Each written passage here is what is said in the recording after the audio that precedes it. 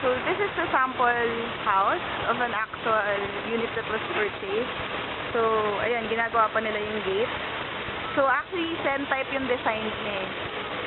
Ayan. Tawag dito. Ayan. So, this is the car garage of the first floor. Tapos, ayan, si Kuya, gumagawa siya ng maliit na room. I think maid's quarter yata. Tapos, ayan, meron din maliit na lalagyanan. I think, sa ilalim yata ng hagdanan yan eh. So, ito yung hanggang tayo dito ng dimensions ng bahay. Tapos, yun yung dulo. Tapos, ito yung parang, dirty kitchen nila. Ayan. Tapos, ito yung sa likod. So, sige, tuloy tayo.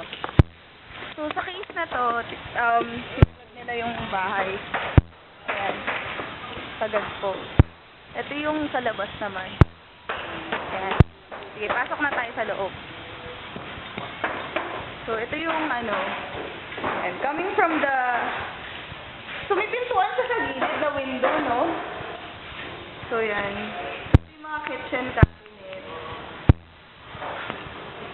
Ayan. Ito yung mga So, right now, hindi pa siya talaga tapos. Although, yan, may makikita yung cove lighting niya. Parang hindi siya talaga direct na Ayan, basta meron siyang kakaibang design sa niya. So, yun. So, ito yung mga lighting fixtures. Ito yung first toilet niya.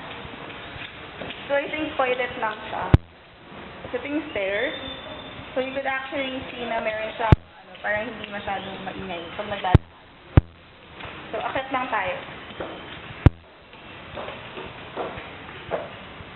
So, yan. Merong, window for ventilation. Tapos, this is the, actually, part of the second floor. So, first go to the, ito yung second toilet and bath. So, there. Shower. So, ito bath to. Yung baba toilet lang. Tapos, ito yung, unang room. So, it's still messy right now, but then, basically, andun na lahat ng mga kailangan nila.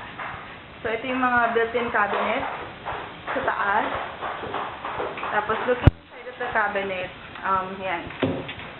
Meron yun for your spouse, and then for ang maganda, hindi rin siya maingay. Automatically goes back. Like, goes back. Yan. Tapos hindi siya, doesn't create a noise. Maganda yung ginamit nilang clips for it. So that was the first bedroom.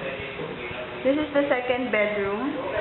So it's color paint, I think siguro for anak nila.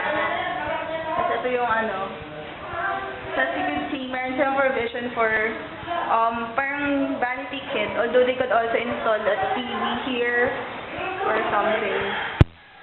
Tapos ito, cabinet, built-in cabinet for the second bedroom. Tapos, punta naman tayo sa master.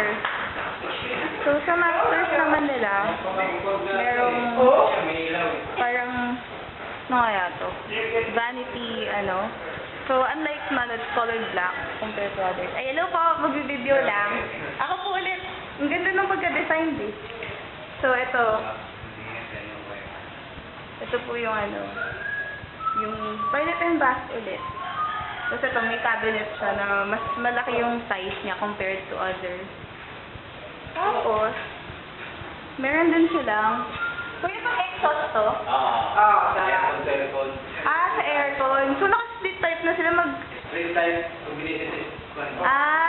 Para pumunta sa kabilang kwarto. Ang galing, no? Sila lahat nag-isip nun? Yun na yun. Sige po. Sige. Hello po.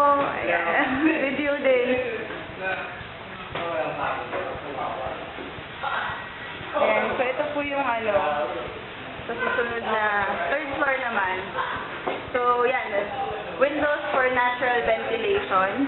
So, it's very important. Windows, natural ventilation, and lighting. Tapos ito yung yan, nasa third floor na tayo. So, yan ito po yan. Tapos yung pintura siya ngayon ng Wow! Ang galing.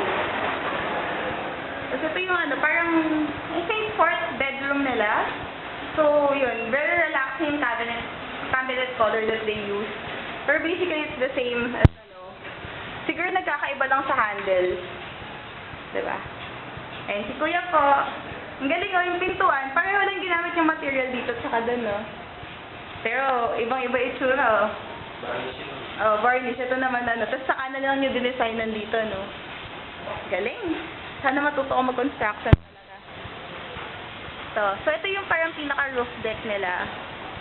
So, yun. Tingnan nyo yung tiles. Tapos yung pagka-send design ng mga horizontal lines.